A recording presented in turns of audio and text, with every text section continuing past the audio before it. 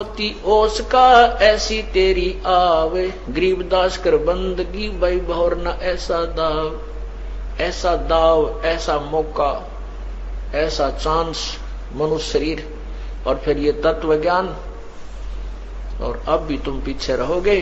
कहते फिर परमात्मा ना संभाले तुमने कई हजारों वर्षों तक,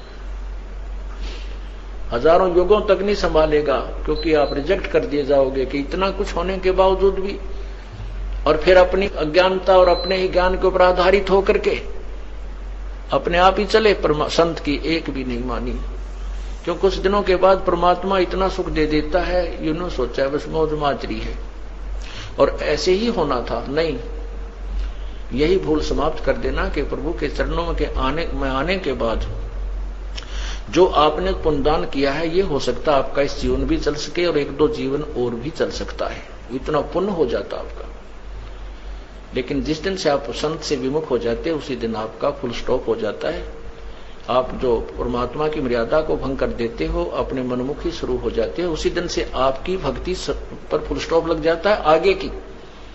जब तक आप पुनः उपदेश प्राप्त नहीं कर लेते, उपदेश प्राप्त कर लेने मात्र से भी नाम नहीं जुड़ जाता। परमात्मा कहते हैं इन बातों क्या पाइए कर सतगुर नजर निहाल, राजी कर सतगुर रूठे नू। ठीक है, कोई भक्त है पहले लगा हुआ है, फिर उसने बीच में बकवाद कर दी, दोबारा भी चौथा भी नाम ले जाता है। जब तक इस दास हृदय से उसको उपदेश नहीं देता, तब तक उसका पुनर्नाम सब नहीं जुड़ पाएगा। ये मेरे बस की बात नहीं, ये परमात्मा की ही प्रेरणा अंदर से होती है। नाम अवश्य दे दिया जाता है, क्योंकि हमारा स्वभाव है कि हो सकता है ये बालक फिर सुधर जाए, बच्चा भगवान का। तो इसलिए कहते हैं राजी कर सतगुरु रूठे नु, यानी अपने सतगुरु, मान ले आपसे गलती हो जाती है, सतगुरु क्यों रुष्ट होते हैं?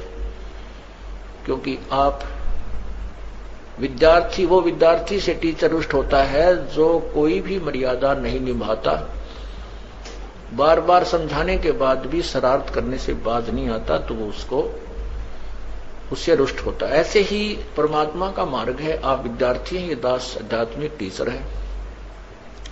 आपके हित के लिए आपको समझाया बुझाया जाता है, गलती करते हो आपको धमकाया भी जाता है, आपके भविष्य को मद्देनजर रखते हुए। निदास का कोई लेन देन नहीं।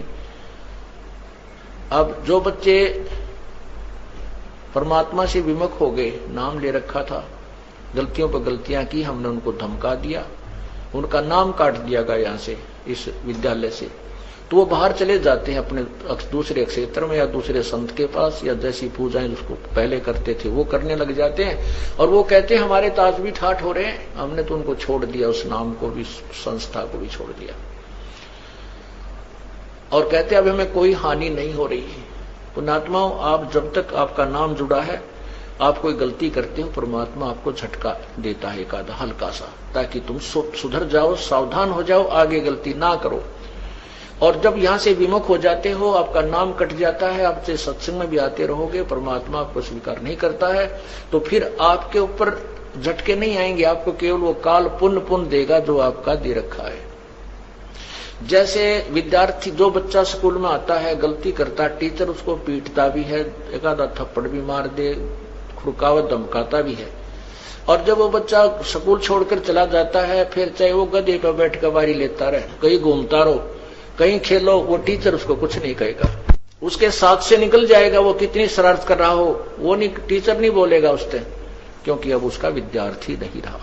इसी प्रकार जो अनजान व्यक्ति यहां से चले गए, उनको पूर्व जन्म की जो यहां रहते हुए और इस जन्म में भी जो पुण्य किए, भक्ति की, वो काल उनको अवश्य देगा, और उसके कारण वो ठाठ करते नजर आएंगे, और हो सकता है इस जीवन में कोई हानि भी ना हो, क्योंकि उनको पीटेगा नहीं अध्यापक, क्योंकि वो अब विद्यार्थी नहीं रहे और अपना जीवन बर्बाद कर रहे हैं। फिर मजदूर लगेंगे जो विद्यार्थी विद्यालय छोड़कर चले जाते हैं टीचर के धमकाने खुरकाने से, तो वो सफल नहीं हुआ करते। तो इसी प्रकार हमने उस परमात्मा की भक्ति करनी है। तो क्या कहते हैं, माया हुई तो क्या हुआ, तू भूल रहा नरभूत, पिता कहेगा कौन को जो वैसा का पूत।